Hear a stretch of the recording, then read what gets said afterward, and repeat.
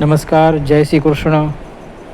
વર્ષ 2007 દ્વારકામાં યોજાયેલ શ્રીમદ ભાગવત કથા જ્ઞાન ગંગા એનો લાભ અવિરત મળતો રહે એ માટે અમારી ચેનલને લાઈક કરી સબસ્ક્રાઈબ કરશો અને બેલ આઇકનને દબાવશો. પરમ પૂજ્ય ભાઈશ્રીની પવિત્રમય અને ઓજસ વાણીનું રાસસ્વાદ અમારી ચેનલ ઉપર. જય શ્રી કૃષ્ણ. વાહ, થાન કે થાવ.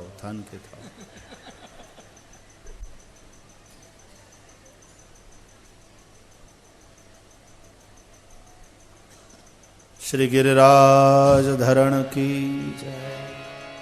તમે થાન કે થાવ, બધા બે જાઓ. જય. યાત્રા આપણે આનંદ મંગલ સાથે કરવી છે, વિનોદ સાથે. જ્ઞાનનો એ બહુ ભાર ન લાગવો જોઈએ. એ હળવું ફૂલ છે. આનંદ કરો.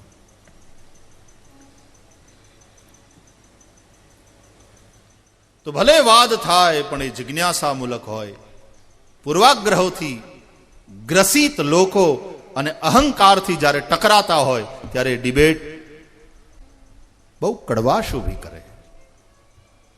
માણસ ડિબેટમાંથી બહાર આવે ને તો એક મધુરતાનો અહેસાસ લઈને બહાર આવવો જોઈએ. તો ભગવાન બાલાજી પધાર્યા હતા દલિતોની વચ્ચે અને એને લઈને ડિબેટ થઈ. ડિબેટ આવકારદાયક, પણ જે વાતાવરણમાં ને જે રીતે થઈ એ કેટલાય ધર્મનિષ્ઠોની ભાવનાને આહત કરનારી એવી હતી. તો બહુ ઓછું જોવાનું થાય મારે તો, પણ ક્યારેક ટીવીમાં આવી રીતનું જોઈ જાઉં ને તે દિવસે વળી ઘેર આવ્યો અને મેં ન્યૂઝ ચેનલ ચાલુ કરી જોવા માટે, અને એમાં બરાબર આવતું.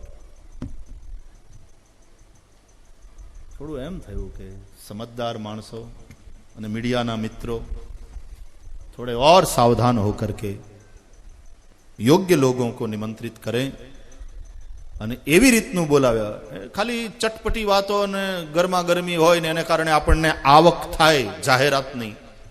આ બસ ન્યાય રૂપિયા ઘૂસી ગયા ને એમાં પછી બધું સમજતું હોવા છતાં પણ અનદેખી હો જાતી હૈ. તો મીડિયા પણ નિર્ભેળ જો ધંધો બની જશે રૂપિયા માટેનો, તો મીડિયાના મિત્રો પણ પોતાની ફરજ નહીં સમજે. કથાકારોને માટે જો કથા ધંધો બની જશે તો કથાનું પતન થશે. વિપ્રૈર ભાગવતી વાર્તા ગેહે ગેહે જને જને કારિતા કણલોભે ન કથા સારસ તતોગત. અમે અમારી જાતને સાથે લઈને ચાલીએ, એવું નથી કોકના ઉપર જ આક્ષેપ કરવા છે. વ્યાસપીઠ પોતે સાવધાન છે. ખાલી મની માઇન્ડેડ ન થઈ જઈએ. તો મારી જાતને હું બહુ દાવા સાથે કહું છું કે સમજદાર, ઉદાર અને સહિષ્ણુ છું, અને છતાંય મારી ભાવનાને ધક્કો પહોંચ્યો. એવી ડિબેટ હતી. એમાં એકાદ બે જણા એવું વિચિત્ર રીતે બોલ્યા, જેવા ભણેલા ગણેલા અને પોતાની જાતને સમજદાર કહેવાનારા માણસોએ ન બોલવું જોઈએ. આ દેશ ધર્મ પ્રધાન છે. તમે ન માનો, મંદિરના પગથિયા ન ચડો, કોઈ વાંધો નહીં, તમારી યારે કોઈ બળજબરી નથી. તમે ન મૂર્તિ પૂજાને માનો, કઈ નહીં, પણ આ પૂર્વાગ્રહોને એને કારણે એવી રીતનું બોલવું કે બીજાની ભાવનાને આઘાત પહોંચે. તો સ્વામી વિવેકાનંદ અલવરના મહારાજાને ત્યાં મહેમાન થયા. વાતને હું અધૂરી ન છોડું. અલવરના મહારાજા મૂર્તિ પૂજામાં માનતા નહોતા, અને એણે ત્યાં સુધી કહી દીધું કે આ મૂર્તિ પૂજા બરાબર નથી સ્વામીજી, અને આ મૂર્તિ પૂજા છે એ તો આપણા હિન્દુઓનું કલંક છે. બોલો, ત્યાં સુધી ઘણા આવેશમાં આવીને પોતાના પૂર્વાગ્રહોને લઈને અવિવેક કરી નાખે. સ્પૃશ્યતા એ હિન્દુ સમાજનું કલંક છે એવું કહે તો આપણે કાન પકડીએ, સાચી વાત છે. પણ બોલે મૂર્તિ પૂજા આ હિન્દુ સમાજમાં છે નહીં, આપણું કલંક છે. સ્વામીજી વિવેકાનંદજી તો એક પ્રબુદ્ધ યુવાન સંત હતા. એમણે મહેલમાં ચાલતા ચાલતા વાત થતી હતી ને મહેલમાં બધું જોયું ને એનાથી સ્વામી વિવેકાનંદ સમજી ગયા. એમણે અલવરના મહારાજાને એમ કહ્યું કે તમે મૂર્તિ પૂજામાં માનો છો.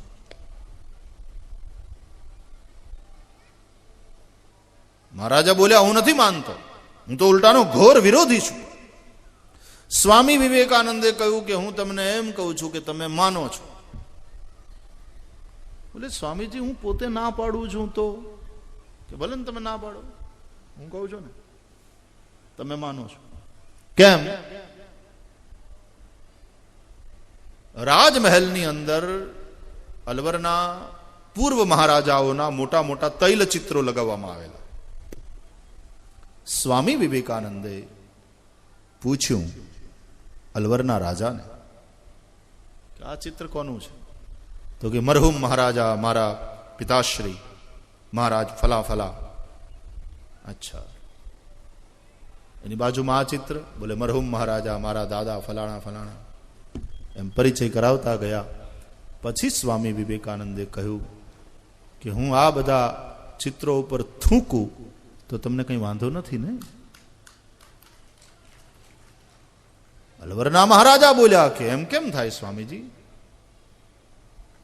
કે કેમ થૂકું તમને શું વાંધો? તો કે એ તો મારા વડવાઓનું અપમાન કહેવાય. તો તમે મૂર્તિ પૂજામાં માનો છો? હું ક્યાં તમારા વડવાઓ ઉપર થૂકું છું? આ કઈ તમારા વડવા નથી, આ તો કાચ છે, કેનવાસ છે, ફ્રેમ છે. હું તો એના ઉપર થૂકું છું, હું ક્યાં તમારા વડવા ઉપર થૂકું છું? પણ છતાંય જો મારા થૂકવાને તમે તમારા વડવાઓનું અપમાન સમજતા હોય તો મહારાજ તમે મૂર્તિ પૂજામાં માનો છો. મૂર્તિ પૂજામાં આ જ ભાવ છે. શાસ્ત્રીય છે.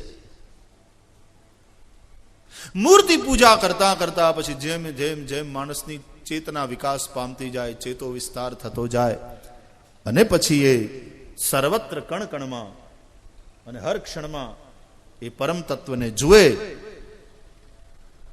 તેજમાં તત્વ તું, એ વાત આખી જુદી.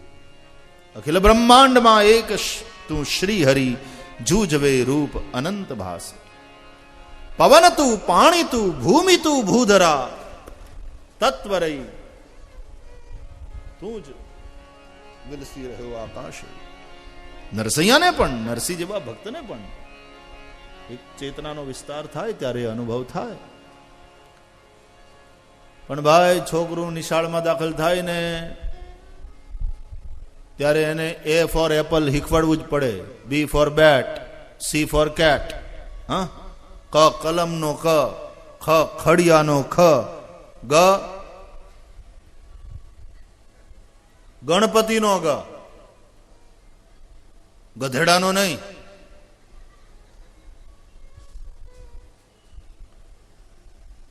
હવે સ્વસ્તિ શ્રી ગણેશાય નમઃ લખો.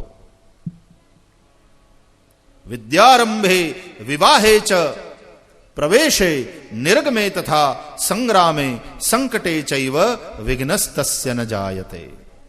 માટે ગ ગણપતિનો ગ, વિદ્યારંભે, વિદ્યાના આરંભમાં, ભણવાના આરંભમાં ગણપતિનું સ્મરણ કરો. કે ગણપતિ બાબા વંદન, ભણતરમાં ક્યાંય વિઘન આડું ના આવે એવી કૃપા કરજો. અમે ગ્રેજ્યુએશન સુધી પહોંચી જઈએ, પ્રસન્ન રહેજો. નહીં તો ઘણાને પૂછે ને કે તમારો છોકરો ક્યાં સુધી ભણ્યો? તો કે રોંઢા સુધી. સવારે દાખલ કર્યો સ્કૂલમાં, રોંઢા સુધી તો માંડ રહ્યો, તરત ઘેર આવે. પેલા ગણપતિનું સ્મરણ. તો ક કલમનો ક, ત્યાં કલમ દોરવામાં આવે, એક બાજુ ક લખવામાં આવે. ખ ખડિયાનો ખ, કલમ પછી ખડિયામ બોલવાની ને પછી તો લખાય ને. ખડિયામ સ્યાય હોય ત્યાં ખડિયો દોરવામાં આવે ને સામે ખ લખવામાં આવે. પણ જેમ જેમ છોકરો પોતે મોટો થતો જશે તેમ તેમ એને પોતાને ખબર પડશે કે ક માત્ર કલમનો નથી, ખ માત્ર ખડિયાનો નથી. A does not belong to apple only, B does not belong to bat only, C does not belong to cat only. એના ઉપરથી તો ઘણા બધા શબ્દો બને. પણ નાના છોકરાને તો આમ જ શરૂ કરાય ને, મોટો થાય એટલે એની મેળે ને સમજાશે. મૂર્તિ પૂજા એ રીતનું શાસ્ત્રીય છે વિધાન. એ સર્વવ્યાપક તત્વને કોઈ એક મૂર્તિમાં સીમિત કરી દેવું એ સંભવ નથી અને એ યોગ્ય પણ નથી. પરંતુ ચંચલ મનને સ્થિર કરવા માટે કોઈ અધિષ્ઠાન જોઈએ, કોઈ આધાર જોઈએ. મૂર્તિ પૂજા એ આધાર આપે છે. ગીતામાં ભગવાન શ્રી કૃષ્ણ પણ કહે છે, ક્લેશોધિકતરસ્તેષામ અવ્યક્તાસક્ત ચેતસામ અવ્યક્તા હિ ગતિર દુઃખમ દેહવદ્ભિર્વાપ્યતે.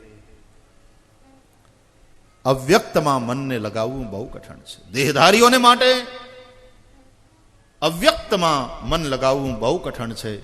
અને એટલા માટે સામે મૂર્તિ હોય, એક સ્વરૂપ હોય, એક આધાર હોય કે ચતુર્ભુજ દ્વારકાધીશ સામે ઊભા છે, દિવ્ય શૃંગાર થયો છે. અમારા પૂજારીઓ લાડ લડાવે છે પ્રભુને. હા, આરતી ઉતરતી હોય મન ત્યાં ચોંટે. તો એનું સ્વરૂપ પણ બાપ એ તો જેની પાસે દ્રષ્ટિ હશે એને જ દર્શન થશે. ખાલી આંખ્યું હશે ને એકલી, એને મૂર્તિ દેખાશે, એને ભગવાન નહીં દેખાય. પણ જો દ્રષ્ટિ હશે તો એને એની અંદર ભગવાનના દર્શન થશે. એ દ્રષ્ટિ આપણને મળે એ માટે થઈને આ સત્સંગ છે. એ દ્રષ્ટિ આપનાર સદગुरु છે. श्रीमद् भागवत सदगुरु के रूप में हमारे पास आए. प्रभुना इस स्वरूप ने वंदन करिए. सच्चिदानंद रूपाय विश्वोत्पत्त्यादि हेतवे तापत्रय विनाशाय श्री कृष्णाय वयं नुमः. भगवान श्री कृष्ण ने नमस्कार. वेदव्यास भगवाने प्रभु ने नमस्कार साथे मंगलाचरण कर्યું. આપણે હજી આ શ્લોક ઉપર ચિંતન કરવું છે, દર્શન કરવું છે, પણ એ દ્વિતીય સત્રમાં 4 વાગે આવો આ પ્રથમ સત્રને